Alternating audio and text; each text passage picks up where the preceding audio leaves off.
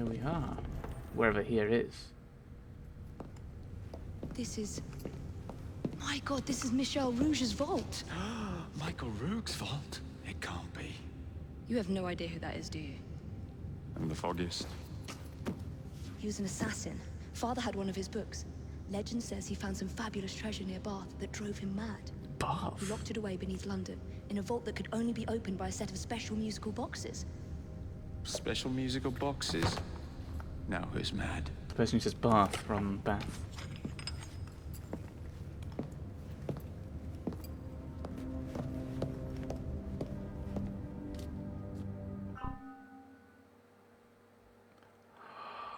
What?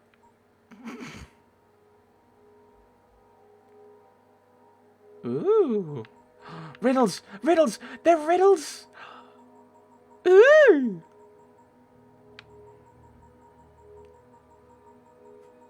And no progress was made on the main quest for another few months.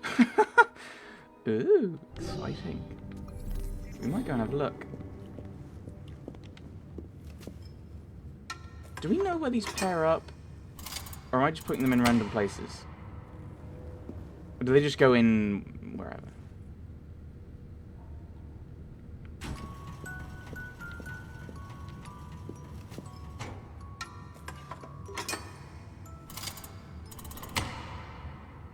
I hope the music fits together.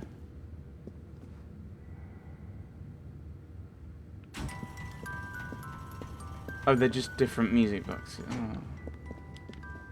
I was hoping it would become like... Well, I mean, if you've got 20 odd, it wouldn't work. But if you had, like several different pieces and they all kind of merge in a beautiful kind of counterpoint, that'd be really nice.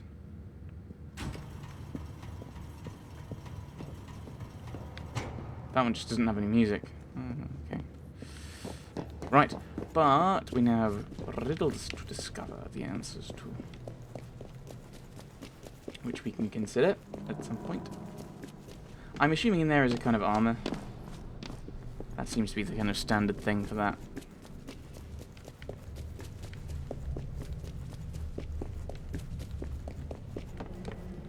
I wonder if there's a... No, wrong button. So if I look at... I'm assuming outfits. Oh, I've got that. Very vampiric, don't you think? Alright, her eyes blazed with unholy fire, and the face became wreathed with a voluptuous smile. Oh, how it made me shudder to see it. Yes, very, very vampiric. Elise. The French touch with the outfit of the noble Templar Elise de la Serre. Charjun is what we currently use. These are mission rewards, but that doesn't necessarily tell me... Oh, that's quite nice. But it didn't tell me which one. Right. Let's head up to the next mystery. I say next mystery. It's not really the next mystery. We haven't done one this session.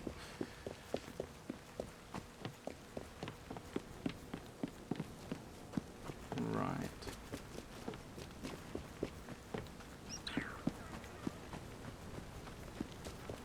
Let's go and have a look.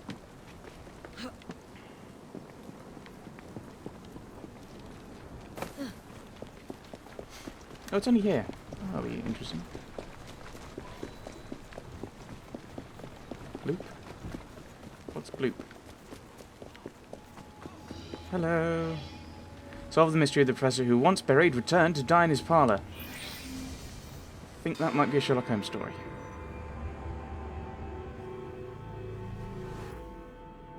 Here's an especially exciting one. Perfect for a penny dreadful. A famous professor dies twice. That's once more than usual. Twice as many sales. My name will soon be known across the nation. That's once more than usual. Yeah. Twice as many sales. My name will soon be known across the nation. Professor Bing. Obviously, we're going to be dealing with his rival. Probably did it. Professor Google. I know that was a silly thing to say. No, Bing and Google aren't rivals.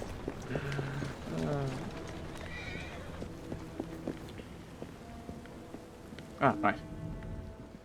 This is not his parlour. I mean, first of all, a house wouldn't be like this shape.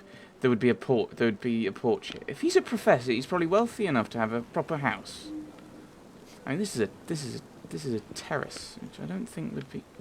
Never mind. Stop critiquing the housing. Let's just step on the body.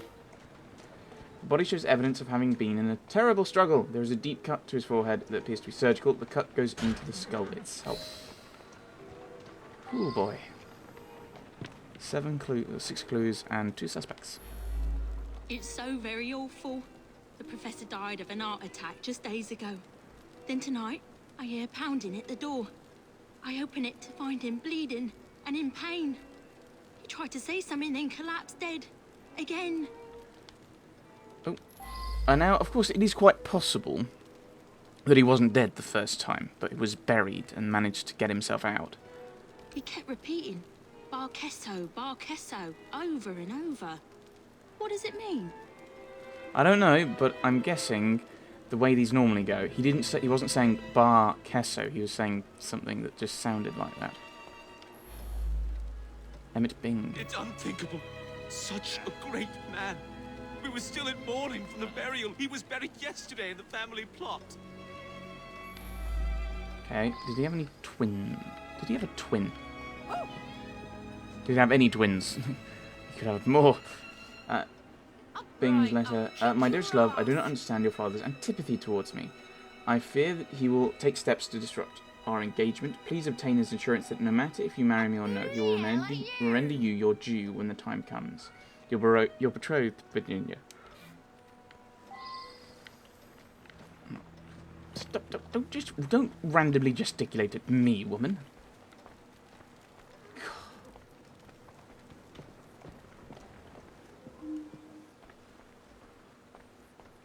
Right. Ugh.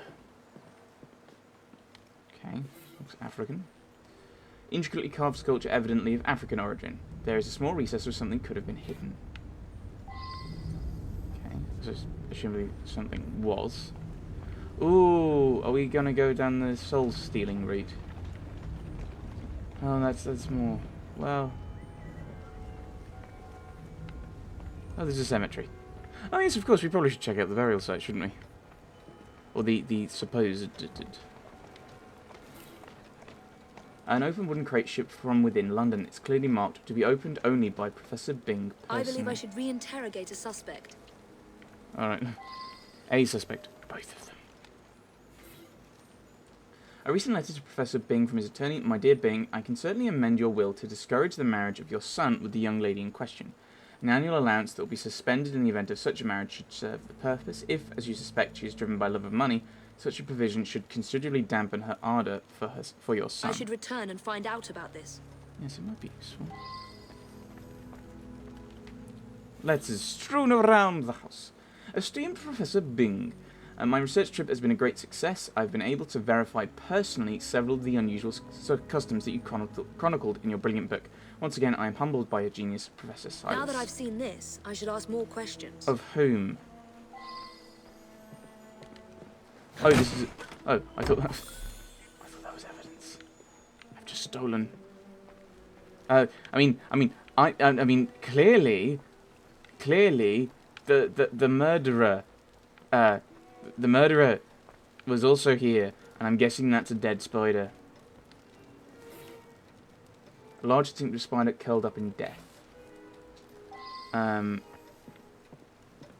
So assumably, that was the cause of either death or the heart attack.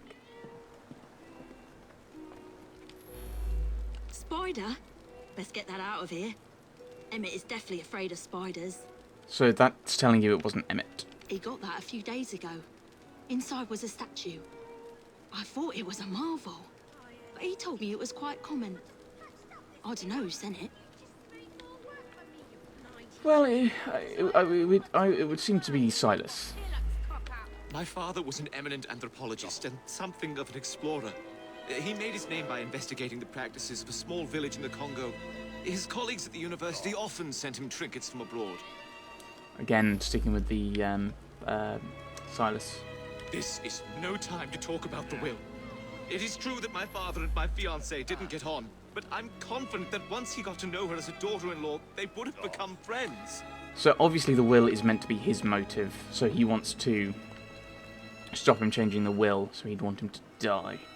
But if he's afraid of spiders, that would seem to preclude the possibility that he was...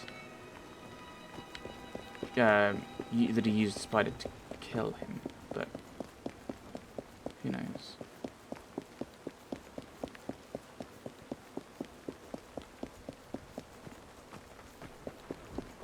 We've got quite a way to go here. Maybe I should have gone jumping over the roofs. Oh, I've just been past there. So my gut at the moment is saying Silas. Although we don't have a... oh, I should go over that way. We don't have a motive for Silas yet, but we do certainly have means and opportunity. So that could work to... well, work against... I was saying work in our favour. Work against him, more like.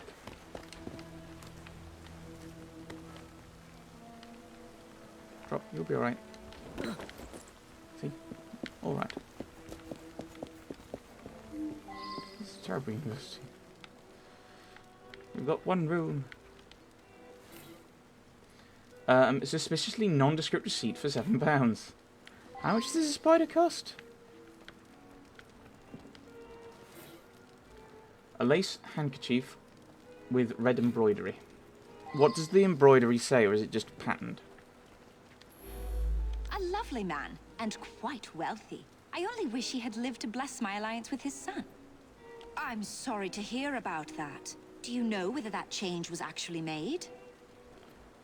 I hoped you wouldn't find that. I'm afraid several of the faculty purchase cadavers for research purposes. It's a fact of university life. It's also illegal at this juncture, so that's the problem.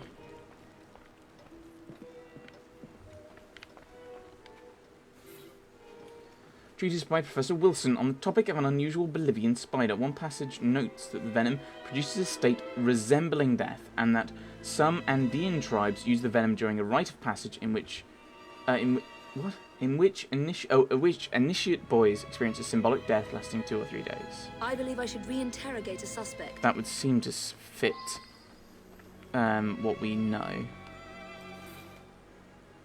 An empty box labelled arachnid Harpodectus. I wonder if someone could tell me more about this. So I assume that's the spider that was utilised. An eminent colleague. He wrote prolifically. Probably no one will ever amass the amount of knowledge he acquired. I'm most vexed about that. A rare specimen of the sort I've been studying for years. It escaped a few days ago, no doubt due to that scatterbrained assistant Virginia.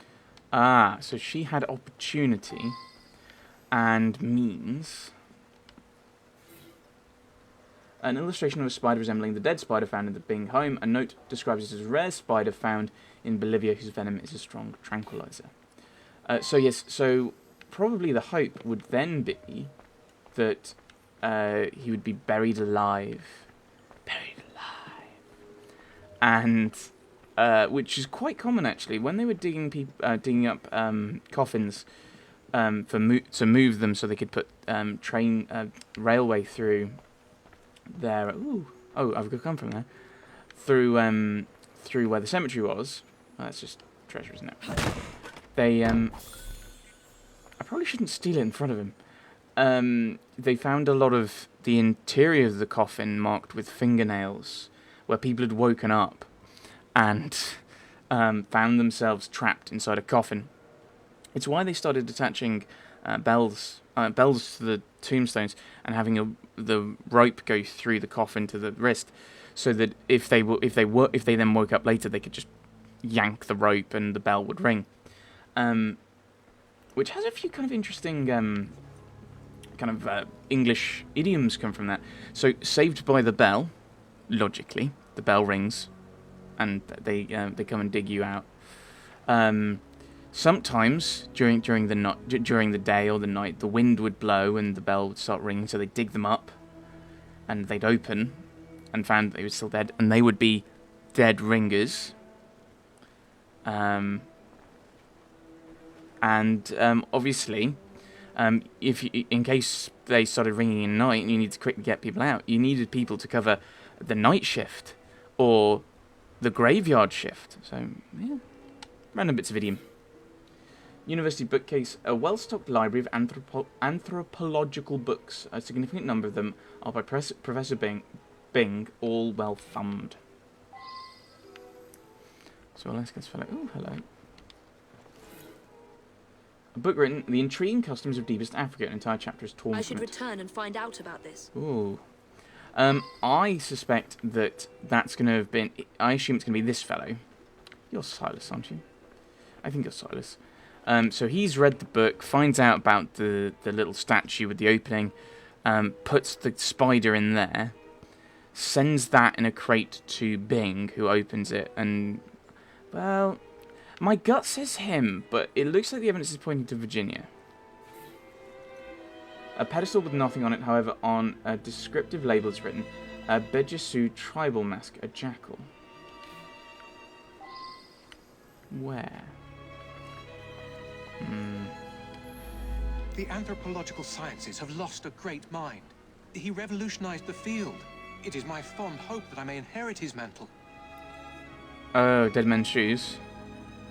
So you're looking for his job. Which one is that? Sorry, difficult to read. I've lost my spectacles somewhere. I recently traveled to Africa in order to continue studies on the indigenous tribe Professor Bing discovered some time ago. And you got the statue, and you were conned, I suspect, into getting a fairly common one. But still, he opened it to see if there was something interesting in the secret section, and that's where the spider was. I think that seems to fit the evidence, but Virginia might... It's not you, is it? No. It was you. It was you, Wilson. My thesis subject. My South American colleagues tell me that this particular arachnid is only found in the Bolivian Andes. Fascinating subject. Okay, so that just gives you the insight of that it's only that's the house. That there's only the one place he could that he could get it. So it's not that he's stumbled on a